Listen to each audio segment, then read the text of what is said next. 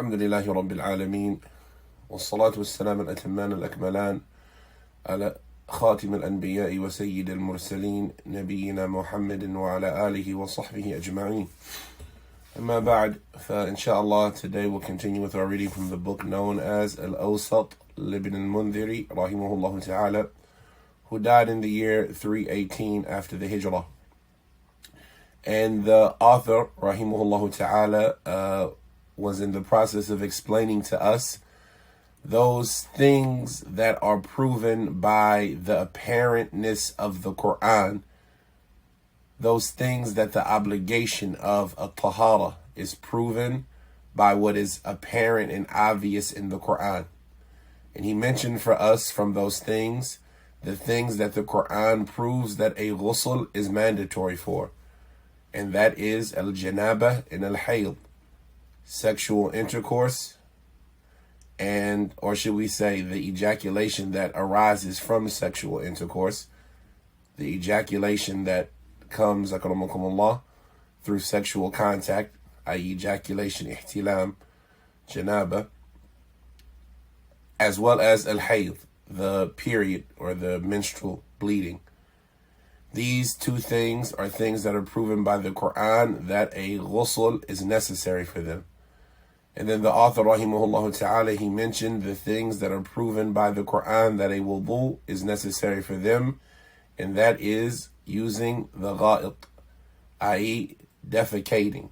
An individual, if they defecate, if they relieve their bowels in that fashion, then this individual is necessary upon him to make a wudu, and this is proven by the Quran. Now the author rahimahullah ta'ala is going to talk about the third category of those things that the Quran proves that a tahara is necessary for. And this third category are those things where there is a disagreement amongst the scholars about what tahara is necessary, due to their disagreeing regarding what the ayat that is mandating such a tahara is implying. So in the previous examples, there was no disagreement that al-janabah and al-hayd or al-gha'it, all of these things are what are intended by the statement of Allah, and thus the ghusl or the wudu is necessary for them respectively. But in this next chapter, there is a issue in which the scholars disagree what is the intended meaning of the ayah.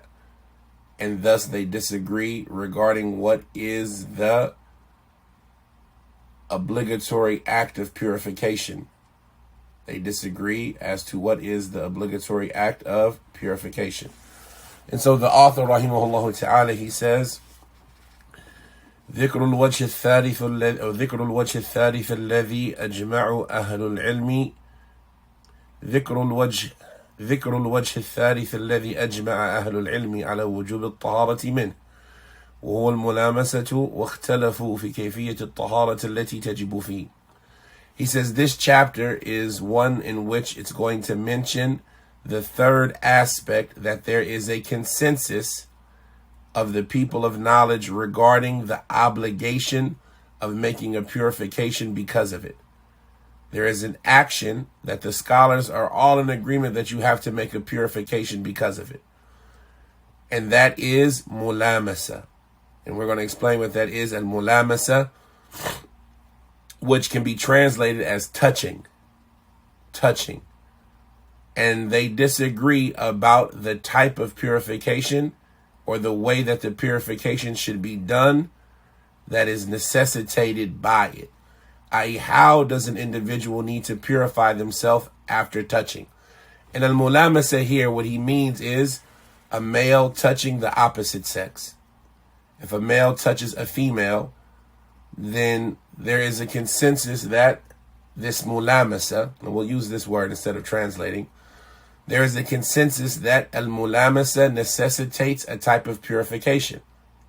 But there is disagreement to what purification it necessitates due to their disagreement about what is al-Mulaamasah. And so the author, he says, أجمع أهل العلم أن الملامسة حدث ينقض الوضوء. The people of knowledge are all in agreement that al-Mulaamasah is a hadath that nullifies wudu.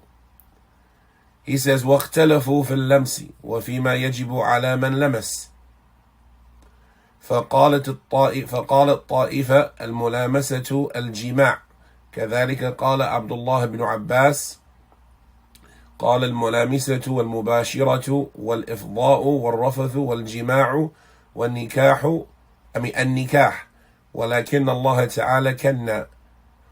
He says, and the scholars, they disagree about what is a lams. They disagree regarding what is a lams. What is this mulamasa?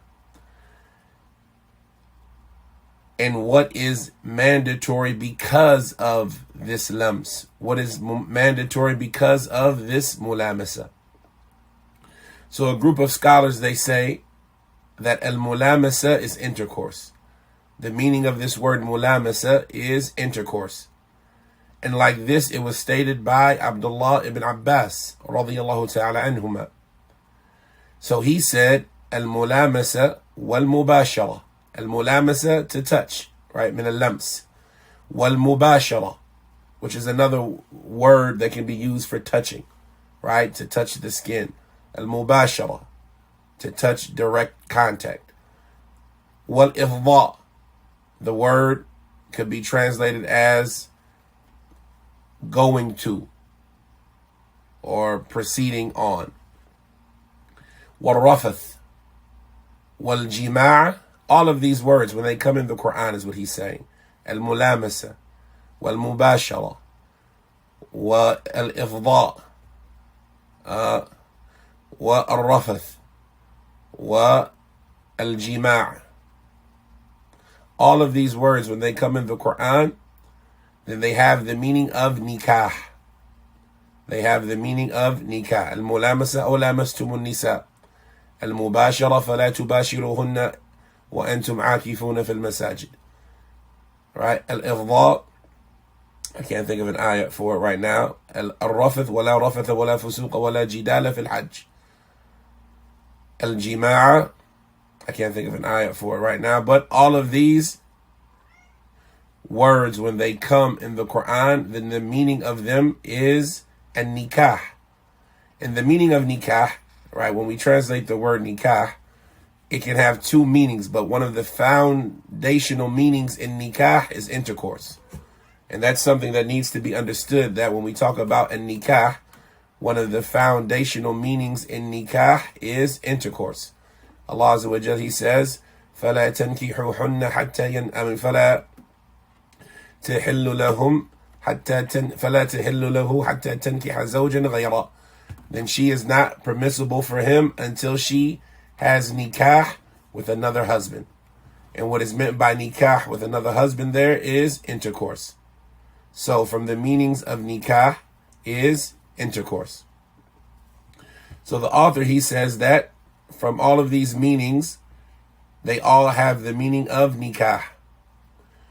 Ibn Abbas radiallahu ta'ala, he says, but Allah, He did what is known as al-kinaya. وَلَكِنَّ اللَّهَ كَنَّ. But Allah, He didn't mention intercourse in such a direct way. Instead, He mentioned it with a nicer wording and a non-direct statement. So instead of saying intercourse or something of this fashion, He used these other words like al-mulamasa and al-mubashara and al-rafath and al-jima'a, all of them to symbolize intercourse. Then Ibn al-Mundhir, he goes on to mention other individuals. He says, وَرُوِينَ أَنْ عَلِيِّ بْنِ أَبِي طَالِبٍ رَضِيَ اللَّهُ تَعَالَى عَنْهُ أَنَّهُ قَالَ اللَّمْسُ الْجِمَاعَةِ وَلَكِنَّ اللَّهَ تَعَالَى كَنَّا عَنْهُ وهذا قول عطاء بن أبي رباح والحسن البصري. Now, he says that Ali ibn Abi Talib radiyallahu ta'ala anhuma, he said that al-lams is intercourse. Al-lams, what is meant by it is intercourse. But Allah used a non-direct word to refer to it. And this is also the statement of Ata ibn Abi Rabah. Ata ibn Abi Rabah, the Imam of Mecca, in his time from the students of Ibn Abbas. Likewise, it is the statement of Al-Hasan al-Basri. It is the statement of Al-Hasan al-Basri. After that, the author, rahimahullah ta'ala, he goes on to mention the chain that connects him to these statements. So he says, حدثنا محمد بن نصر قال حدثنا يحيى بن يحيى قال حدثنا هشيم عن أشعث عن الشعبي عن علي رضي الله تعالى عنه أنه قال اللمس هو الجماع ولكن الله كنى عنه. He says that Muhammad ibn Nasr narrated to us. He said that Yahya ibn Yahya narrated to us. He said that Hushaym narrated to us on the authority of Ash'ath, on the authority of Ash-Sha'bi, on the authority of Ali radiyallahu ta'ala an, who said that the word lams, or this touching, what is meant by it is intercourse. But Allah Ta'ala used an indirect word to refer to it. Ibn al-Mundhir, he says, حدثنا علي بن عبد العزيز قال حدثنا حجاج قال حدثنا حماد قال أخبرني عاصم الأحول أن عكرمة عن ابن عباس رضي الله تعالى عنهما أنه قال الملامسة والمباشرة والإفضاء والرفث والجماع نكاح ولكن الله تعالى كنا ولكن الله كنا. He says that Ali ibn Abdul Aziz narrated to us. He said that Hajjaj narrated to us. He said that Hamad narrated to us, who said that Asim al-Ahwal informed me. And Asim here is that narrator of the Quran.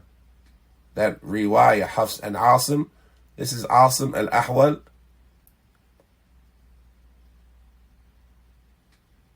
Naam. He says, and Ikrimah and Ibn Abbas radiyallahu ta'ala anhu, he said that al-mulamasa and al-mubashara and al-ifda and al-rafath and al-jima'a, all of these words signify intercourse. But Allah used an indirect word to refer to it.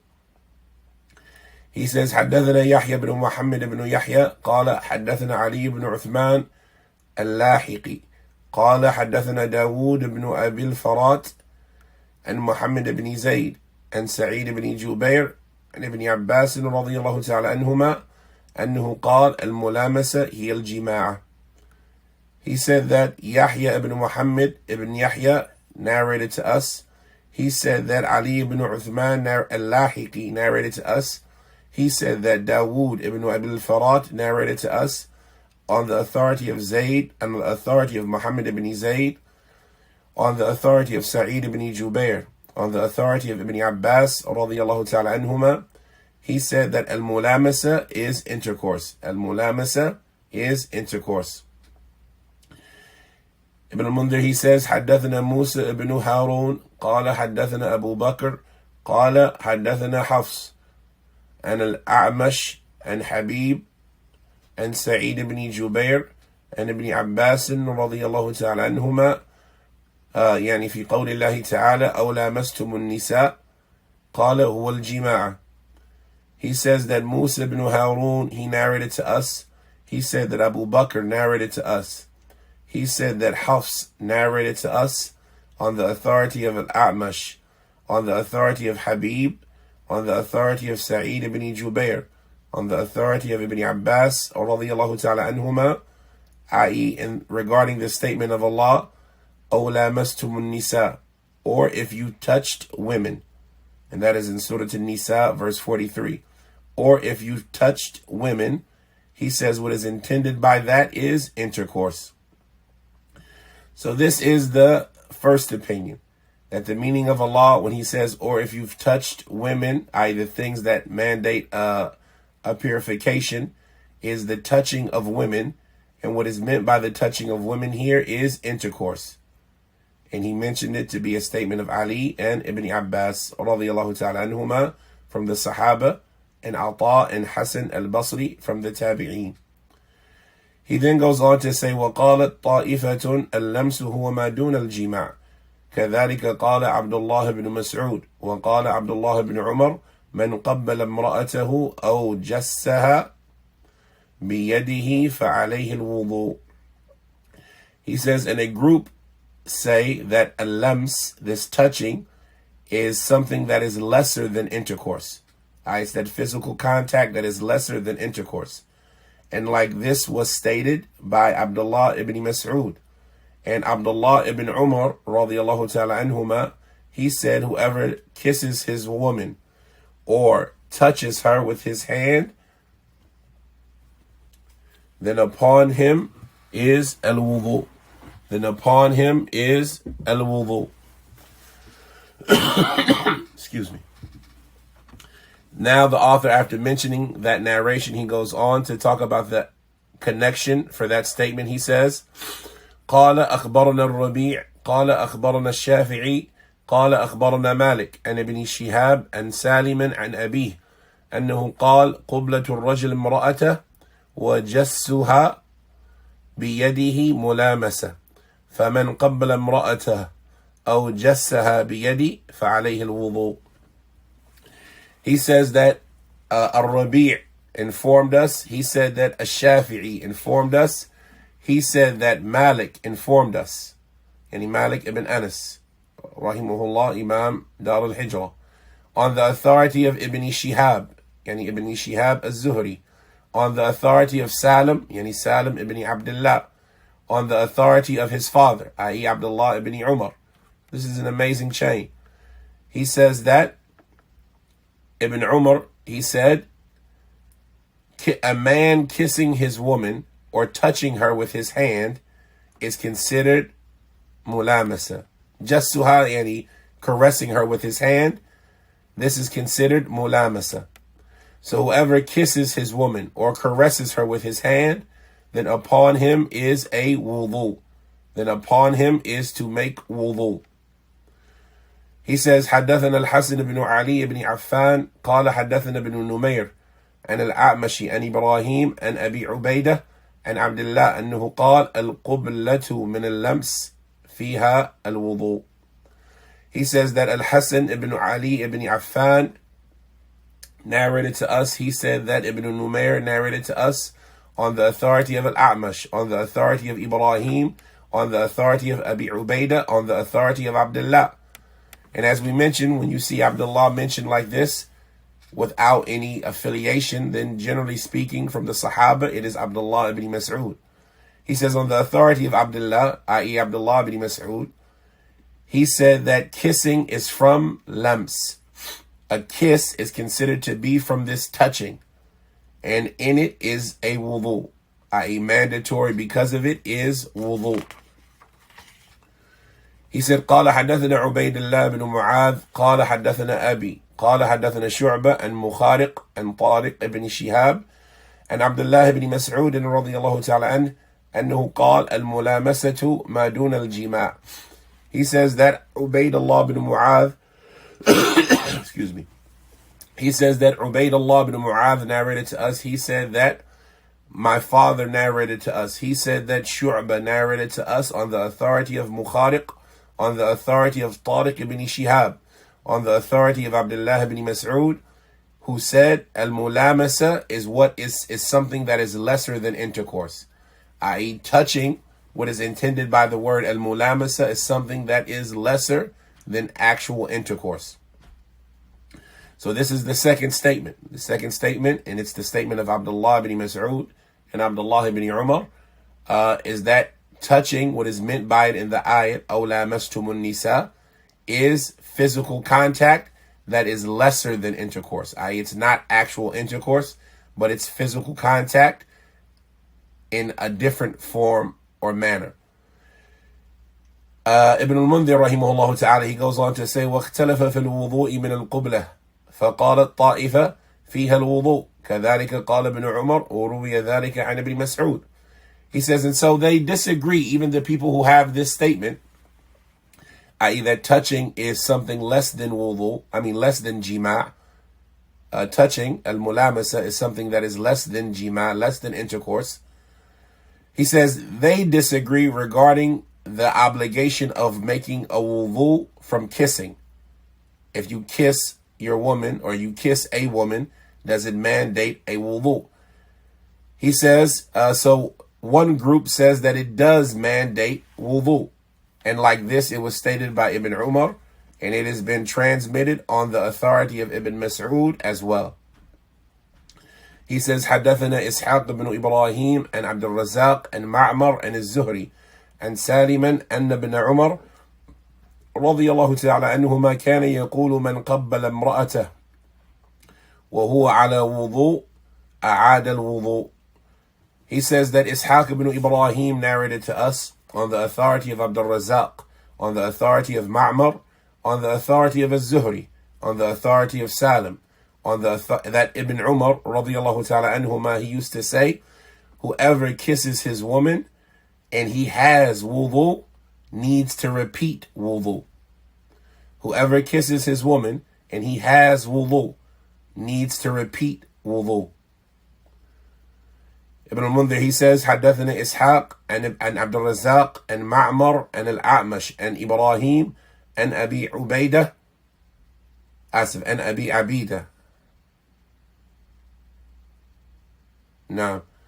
أن ابن مسعود رضي الله تعالى عنه قال يتوضأ الرجل من المباشرة يتوضأ الرجل من المباشرة ومن اللمس بيده ومن القبلة إذا قبل امرأته وكان يقول في هذه الآية أو لامستم النساء قال هو الغمز.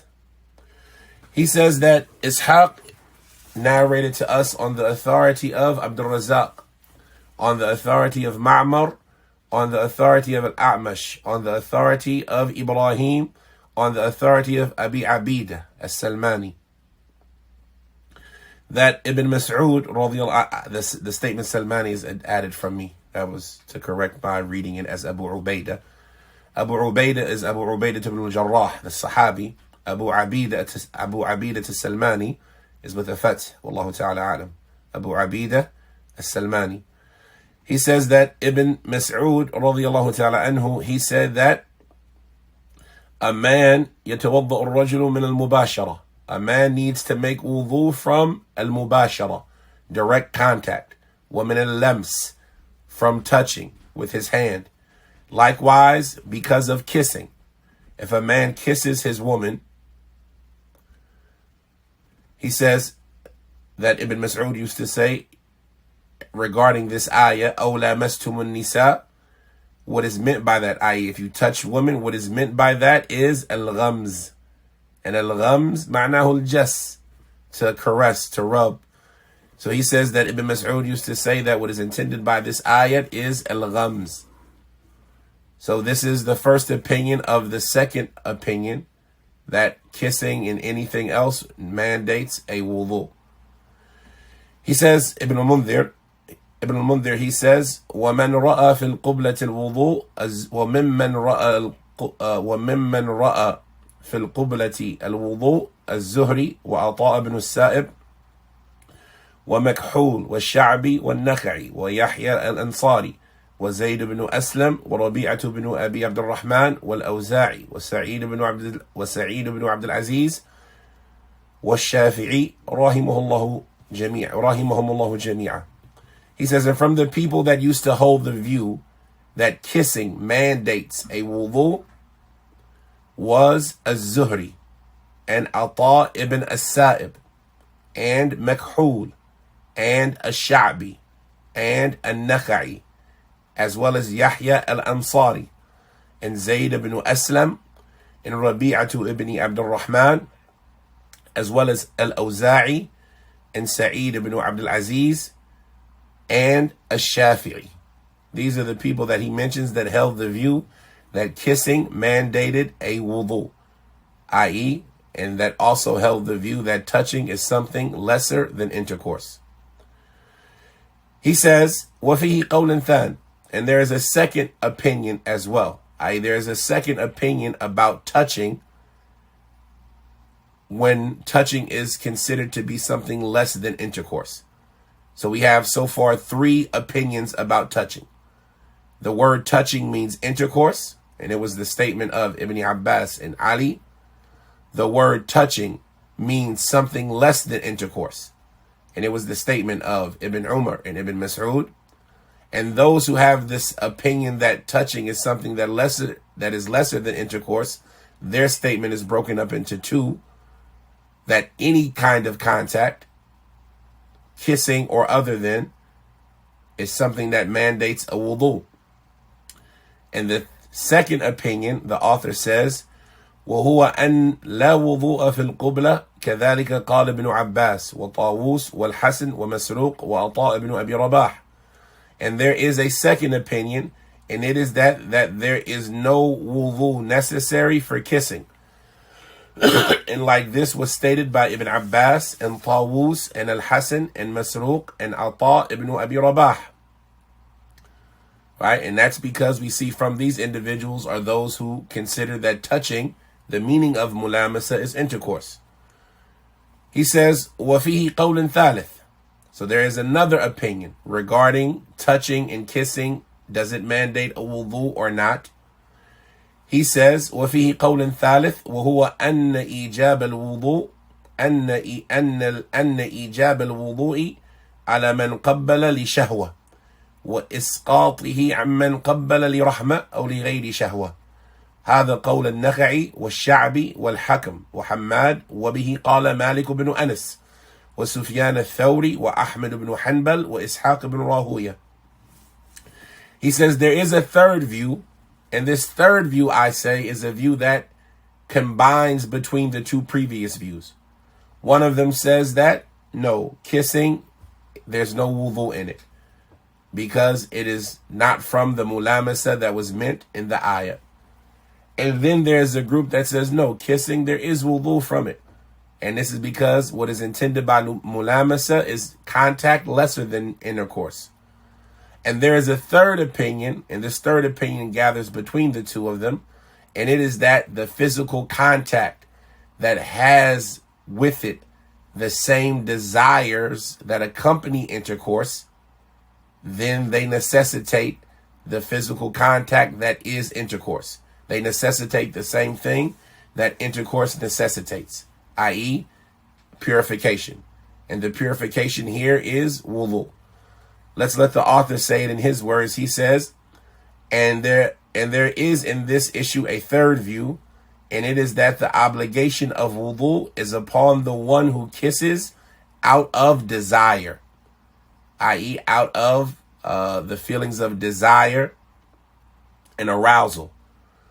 And they say that the obligation falls off of the one who kisses out of mercy, without this desire, without being aroused, without arousal. He kisses out of mercy, not out of being aroused or having desire. And this is the statement of An-Nakhai and Ash-Sha'bi and Al-Hakam and Hammad, and it was the statement adopted by Malik ibn Anas and Sufyan al-Thawri and Ahmed ibn Hanbal and Ishaq ibn Rahuya. And so we see some repetition. We see that some of these people, he mentioned their names like Ash-Sha'bi and An-Nakhai, and the statements of those who said that they have to make wudu. And then he mentions them here as well as a third opinion, those who only have to make wudu if they kissed with arousal or if they kissed out of desire. So that is the third opinion regarding kissing. Opinion number one is that kissing, regardless of the circumstances, mandates wudu. Opinion number two is that kissing, no matter what the circumstances, does not require a wudu. Statement number three is that kissing with arousal and with desire necessitates a wudu, and without such arousal or desire does not. He says, وَفِي الْمَسْأَلَةِ قَوْلٌ رَابِعٌ. And in this issue, there is a fourth statement. And it is that a man, وَهُوَ أَنَّ الرَّجُلَ إِذَا قَبَّلَ امْرَأَتَهُ لِشَهْوَةٍ أَوْ لَمَسَهَا لِشَهْوَةٍ أَوْ لَمَسَ فَرْجَهَا لِشَهْوَةٍ لَمْ يَنْقُضْ وُضُوءَهُ فَإِنْ بَاشَرَهَا لِشَهْوَةٍ وَلَيْسَ بَيْنَهُمَا ثَوْبٌ نَقَضَ وُضُوءُهُ. He says there is a fourth statement in this issue. And it is that if a man kisses his woman with arousal, or touches her with desire and with arousal, or even touches her private part with desire and with arousal, then none of that negates his wudu. But if he comes into direct contact with her with arousal, and there is no garment between the two of them, then this nullifies his wudu. Meaning, to touch normally, to kiss, to even touch each other's private parts, this opinion says that it does not nullify the wudu. But if they were to caress each other naked or without any barrier between them, if they were to embrace and caress each other without there being any garment between them, then this would nullify their wudu. He says, وَعَلَيْهِ أَن يُعِيدَ الْوُضُوء وَهَذَا قَوْلُ النُّعْمَانِ وَيَعْقُوبِ. He says, so in this circumstance, the person would have to repeat the wudu. And this is the statement of Nu'man, yani Abu Hanifa. Abu Hanifa, Nu'man ibn Thabit. As well as Ya'qub, yani Ya'qub Abu Yusuf, the companion of Abu Hanifa.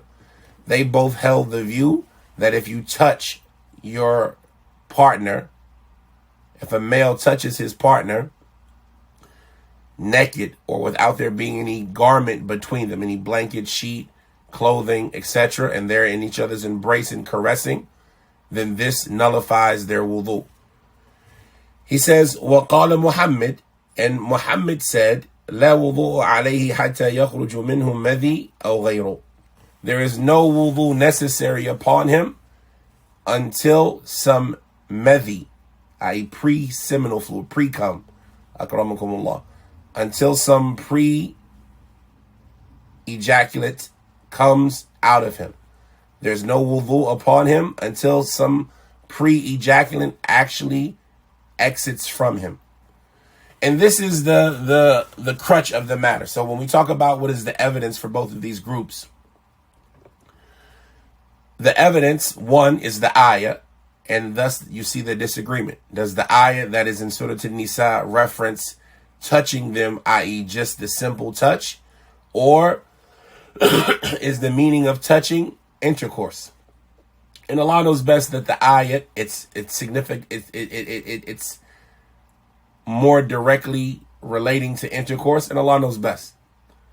But there's another evidence that these people would rely on, and this is where the waters get a little bit murky, which is caressing and touching is a suspected place that pre-ejaculant would result from, right? A person gets aroused, akramakumullah, and upon arousal, it's usually accompanied with some pre-ejaculant. And this medhi, as it's called in Arabic, is that which allows the male organ to reach the state of arousal and the state of being usable. And that pre-ejaculant, that medhi, is something that breaks the wudu. And so these actions are a likely place that medhi will be expelled because of. It's a likely reason, or it's a likely thing that those two things come together. That kissing, touching, caressing, fondling, grabbing, all of these things are likely in a suspected place that this medhi will be expelled because of. And perhaps this happens and an individual doesn't notice. An individual isn't aware. And so they say that because it's a likely place that this can occur, then his wudu is broken by the suspicion, by the likeliness of it happening. While the other side says, no, we don't break our wudu until we know for sure. And that is what Muhammad ibn al-Hasan, the other companion of Ash-Shaybani, the other companion of Abu Hanifa, is saying here. That even though it's a likely place that it could occur, if a man kisses his woman, or if he touches her private part, or if they fondle and caress, especially even when naked and unclothed, even though that is a likely place that this medhi will be produced out of, or produced because of, we can't make the wudu mandatory until we know for sure that it has excreted and come out of his organ. And so those are the 4 statements that he's mentioned so far. Absolutely yes, absolutely no, yes with desire, yes if the contact is from body to body without a barrier. Yes, if the contact is body to body without a barrier. The author goes on to mention a 5th view. He says, وَرُوِيَ وَفِيهِ قَوْلٍ خَامِسٍ رُوِيَ عَنْ عَطَاء وهو إن قبل حلالا فلا إعادة عليه وإن قبل حراما أعاد الوضوء. He says that there is a 5th statement in it on the authority of Ata. On the authority of Ata, he says that if an individual kisses somebody who is halal for him, then there is no repeating of the wudu upon him. And if he kisses somebody that is haram upon him, then he must repeat the wudu. If he kisses somebody that is haram upon him, he must repeat the wudu. What is meant here is that if an individual kisses somebody that it is halal for him to kiss, like a parent or a child, a sibling or a spouse, then these individuals, if he kisses them or touches them, it does not break his wudu. But if he has this contact with somebody who he is not permissible for, then that breaks his wudu. So these are the 5 views in this issue. These are the 5 views in this issue. And we're going to leave it here today, inshallah. And next time when we come back, we will let the author go through these issues and mention the evidence for each side and tell us what he deems is the stronger opinion, as well as some other issues that are connected to this. So there's about a couple of more pages in this chapter, but today we'll suffice ourselves with knowing the 5 opinions. And we could make it 6, but there's overlapping in these opinions. There is some overlap. So we'll say that the first topic is what is meant by mulaamasah. What is meant by touching. And in that there is 2 opinions. The word mulaamasah means intercourse. And this was the opinion of Ibn Abbas and Ali ibn Abi Talib. The second opinion is that what is meant by mulaamasah is contact lesser than intercourse. And this was the opinion of Ibn Umar as well as Ibn Mas'ud. Then, if you want to make it a separate, or before that, those who say that what is meant in the ayat is intercourse, then they say upon that person is to take a ghusl, obviously. And it falls into category number 1, that which the book proves the mandation of a ghusl because of it. And those who say that what is meant by mulaamasah is physical contact lesser than intercourse, then upon the person is to make a wudu. And thus it falls under the second category of what the Quran proves, the obligation of wudu for it. So that's one aspect of the conversation.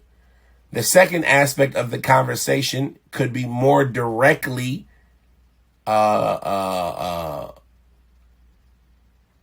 stated as the ruling of kissing and contact, whether it is considered to be part of this disagreement of what is meant by mulaamasah or something secondary, i.e. a different issue altogether. So if you consider that physical contact is mulaamasah, then it's included in this issue. And if you consider that physical contact is not mulaamasah, but instead something lesser than it, the question still remains, do you find a wudu necessary for it? And here is where he mentions those 5 positions. The first position is that there is a wudu necessary for it. And this is what he attributed to the Sahaba from, or this is what he attributed from from the Sahaba, the statement of Ibn Umar and Ibn Mas'ud. And it was the view of Shafi'i from the 4 Imams. And then there is the second opinion that it does not necessitate a wudu. Kissing and contact does not necessitate a wudu. And this was attributed to from the Sahaba, Ibn Abbas and Ali. And then there is a third opinion that physical contact with desire necessitates wudu. And this was the statement of some of the tabi'een, as well as Imam Ahmed and Malik ibn Anas from the four Imams. And then there is the fourth opinion that direct body-to-body contact without a barrier between the bodies necessitates a wudu. But contact lesser than that, whether it be kissing or touching, even if it's somebody touching the opposite private part, without it being this body-to-body contact, then it does not necessitate wudu. And this was the opinion of Abu Hanifa and his student Abu Yusuf. And then there was the fifth position that